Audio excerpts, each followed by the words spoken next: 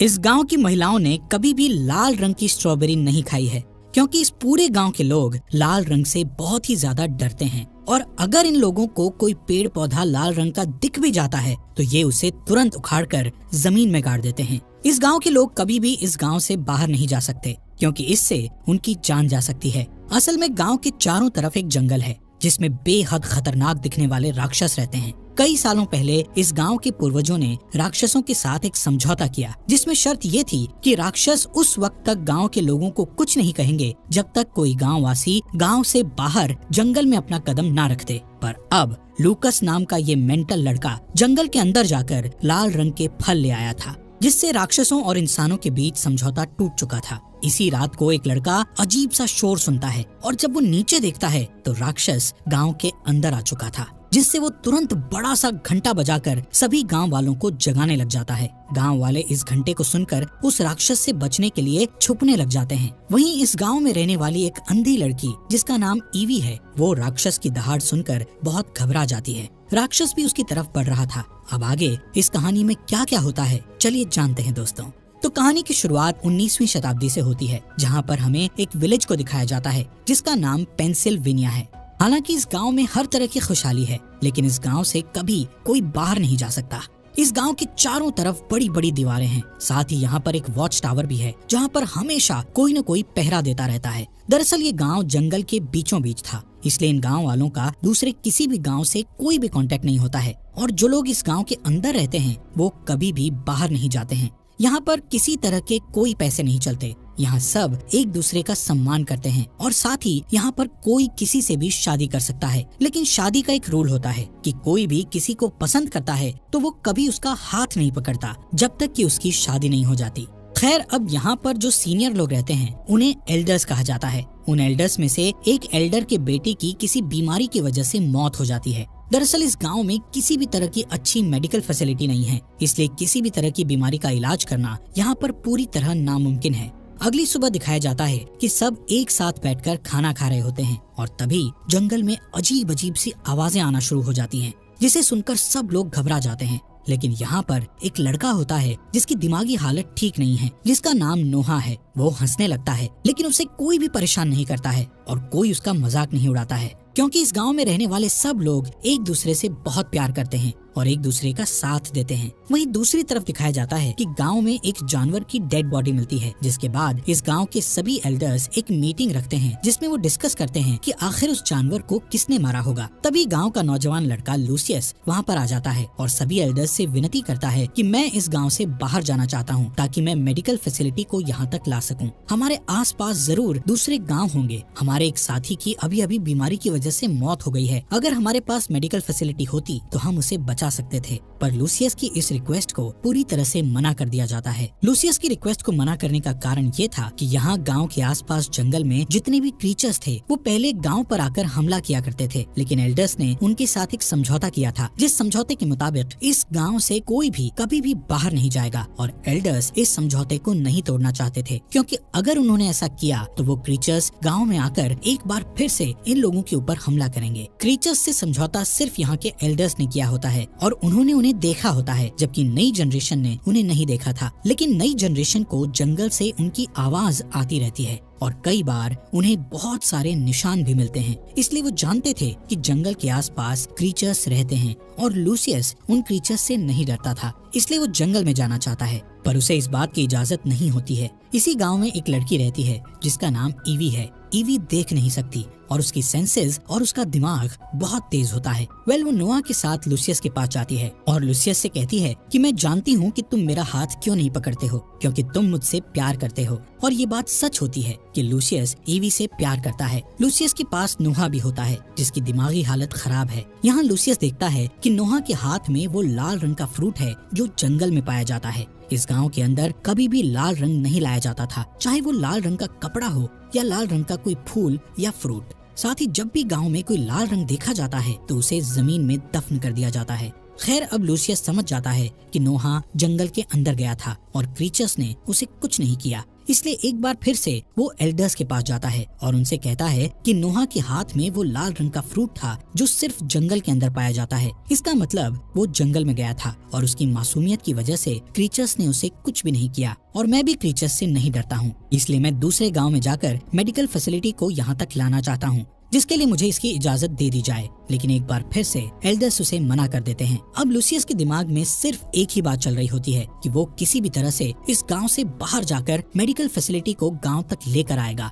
इसीलिए सबके मना करने के बाद भी अगली सुबह वो गांव की बाउंड्री से बाहर चला जाता है, जिस दौरान वो अपने सामने एक साए को देखता है जो कि क्रीचर्स का साया होता है। वो बाउंड्री के अंदर वापस आ जाता है। इसी रात को जो वॉच टावर पर पहरा दे रहा था, उसे अपने वॉच टावर के नीचे एक साया दिखता है जो कि क्रीचर्स का साया था। ये देखकर वो बुरी तरह डर जाता है और बेल को जोर जोर से बजाना शुरू कर देता है। बेल की आवाज सुनकर गांव वाले भी डर जाते हैं। दरअसल गांव में जितने भी घर हैं, उन सब घरों के नीचे एक बेसमेंट है और जब भी इन्हें खतरे का एहसास होता है तब सभी उस बेसमेंट में जाकर छुप जाते हैं। लेकिन ईवी अभी बाहर होती है क्योंकि वो लूसियस का इंतजार कर रही थी। तभी लूसियस आता है और उसे भी बेसमेंट में ले जाता है, जिसके बाद पूरी रात इन्हें क्रीचर्स की आवाज आती है। और अगली सुबह जब गाँव के लोग अपने बेसमेंट से निकलकर घर के बाहर आते हैं तो देखते हैं कि हर एक दरवाजे के बाहर लाल रंग का एक निशान है, जिसे देखकर सभी समझ जाते हैं कि क्रीचर्स से किया हुआ समझौता अब टूट चुका है। यानी कि क्रीचर्स ने गांव वालों को एक वार्निंग दी है।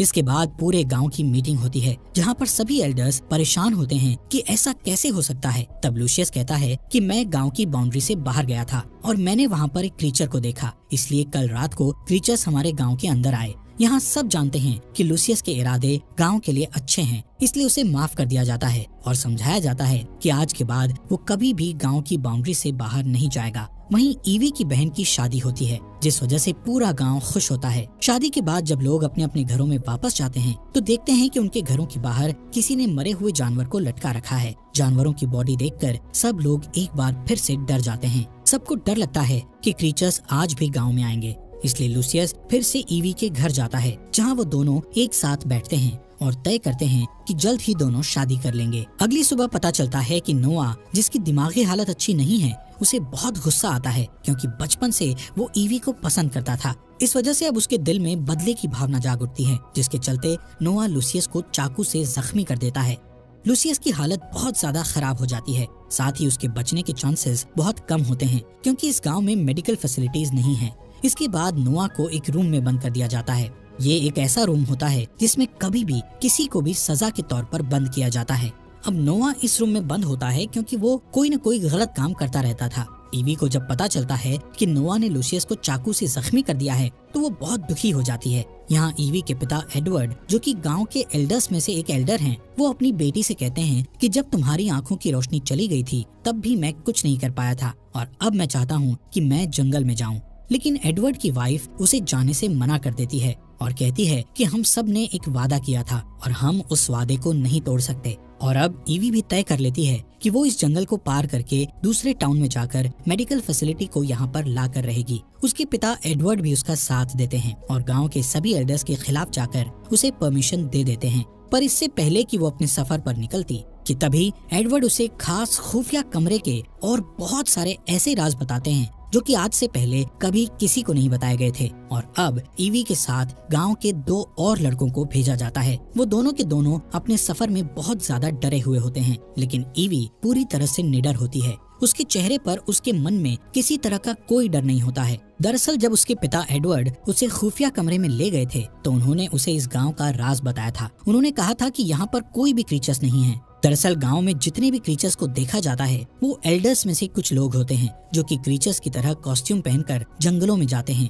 और ऐसा हम इसलिए करते हैं ताकि कोई भी इस गांव से कभी भी बाहर न जा सके। अब ईवी को सच पता है, इसलिए उसके मन में किसी तरह का कोई भी डर नहीं होता है। उसके साथ जो 2 लड़के होते हैं बहुत ज्यादा डर जाते हैं क्योंकि जंगल से क्रीचर्स की आवाज आ रही होती है, इसलिए वो वापस गांव की तरफ लौट जाते हैं। लेकिन ईवी ऐसा नहीं करती क्योंकि उसके पिता एडवर्ड ने उसे बताया था कि जंगल से जो भी आवाजें आती है वो एल्डर्स द्वारा पेड़ों पर लगाए गए डिवाइस से आती है जो कि हवा चलने पर आवाज करते हैं। वहीं दूसरी तरफ हमें गांव में दिखाया जाता है जहां पर सभी एल्डर्स एडवर्ड से खफा होते हैं क्योंकि उसने अपनी बेटी को जंगल में भेज दिया था। वो सब कहते हैं कि हमने इतने सालों से मेहनत की थी और हमने एक सुरक्षित जगह बनाई थी, लेकिन अब ये रास्ता और हमारा राज जल्दी पूरी दुनिया के सामने खुल जाएगा।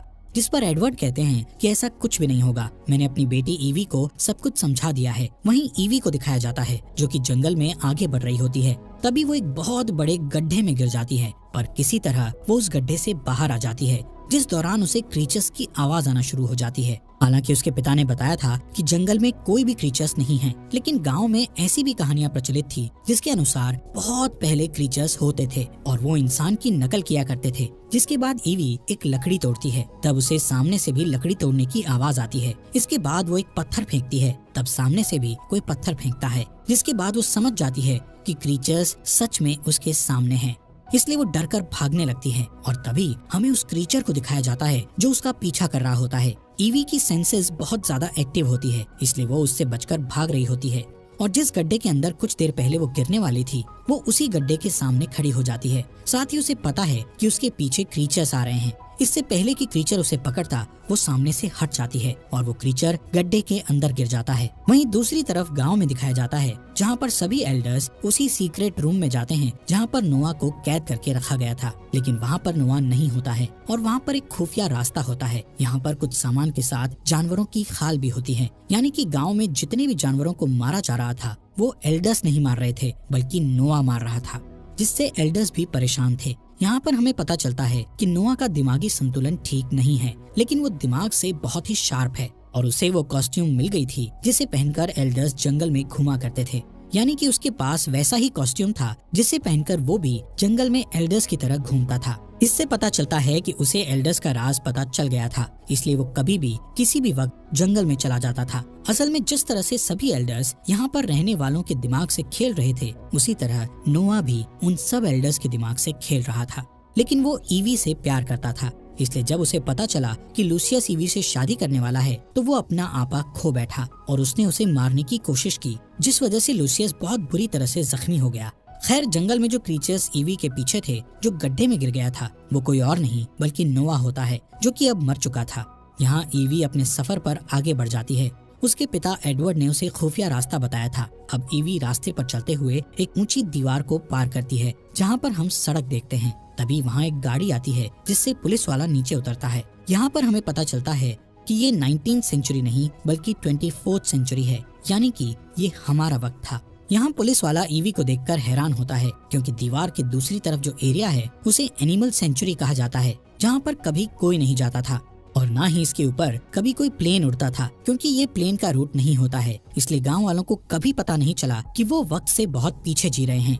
वहीं अंदर एल्डर्स को ये सच्चाई पता होती है क्योंकि उन्होंने उस गांव को बनाया है। इधर ईवी पुलिस वालों से कहती है कि मुझे मेडिकल हेल्प की जरूरत है। ये कहते हुए वो उस पुलिस वाले को एक चिट्ठी देती है जो कि उसके पिता एडवर्ड ने उसे दी थी और साथ ही उसे एक सोने की घड़ी भी देती है क्योंकि उसके गाँव में पैसे नहीं होते हैं। हालांकि पुलिस वाला अपने सीनियर को बताना चाहता था, लेकिन जब वो ईवी की साफ नियत और उसके दुख को देखता है तो वो उसकी मदद करने के लिए तैयार हो जाता है और कुछ दवाइयाँ लाकर ईवी को दे देता है और उसे उसी जगह छोड़ देता है जहाँ पर ईवी को उसने पहली बार देखा था। इसके बाद ईवी वापस अपने गांव में आ जाती है और जो दवा वो लेकर आई थी वो अपने पिता को दे देती है, जिसके बाद वो दवा एडवर्ड को दी जाती है। यहाँ ईवी सबको बताती है कि जंगल में उसका सामना क्रीचर से हुआ था, लेकिन अब वो मर गया है। ये सुनने के बाद नोआ के माता पिता समझ जाते हैं कि उसकी मौत हो चुकी है, लेकिन वो ये बात किसी को नहीं बताते हैं और गांव में जितने भी लोग हैं उन सब के दिल में क्रीचर का डर अब भी होता है।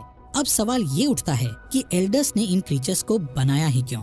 दरअसल 1972 में जब एडवर्ड एक प्रोफेसर था तब वो उन लोगों की काउंसलिंग किया करते थे जो बहुत ज्यादा दुख में थे और उन सब के दुख का कारण ये दुनिया थी। इस दुनिया में बढ़ते क्राइम के चलते उन सब ने अपनों को खोया था, इसलिए प्रोफेसर ने उन सब के साथ मिलकर एक प्लान बनाया जिसमें उन्होंने ऐसे गांव को बनाया जिसके बाहर कोई भी नहीं जा सकता और न ही बाहर से कोई इंसान यहाँ पर आ सकता था। दरअसल ईवी के पिता प्रोफेसर एडवर्ड बहुत ज्यादा अमीर थे। उनके पास उनके खानदान का बहुत पैसा था और उन्होंने अपने खानदानी पैसे से इस पूरी जगह को खरीद लिया था, जिसके बीचों बीच उन्होंने इस गांव को बनाया था। साथ ही वो पुलिस को फंडिंग भी किया करते थे ताकि कोई भी दीवार के उस तरफ आने की कोशिश ना करे। इसलिए पुलिस दीवार के चारों तरफ वाली सड़क पर घुमा करती थी ताकि दीवार की दूसरी तरफ कोई भी ना जा सके। साथ ही एडवर्ड गवर्नमेंट को फंडिंग भी किया करते थे ताकि कोई भी प्लेन उस जगह के ऊपर से ना उड़े। और वहीं ईवी ने ये गवाही दी होती है कि उसने जंगल में एक मॉन्स्टर को मारा है, जिससे एक बार फिर से सबके दिलों में डर बैठ चुका था।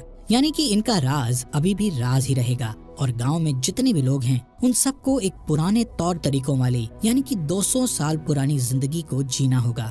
ये सब बच्चे जब यहाँ पर आए थे तब वो बहुत छोटे थे और अब सब बड़े हो गए हैं, इसलिए इन्हें कुछ भी याद नहीं होता है। और इसी के साथ ये कहानी समाप्त होती है। दोस्तों, आपका दिल से शुक्रिया चैनल को सब्सक्राइब करने के लिए।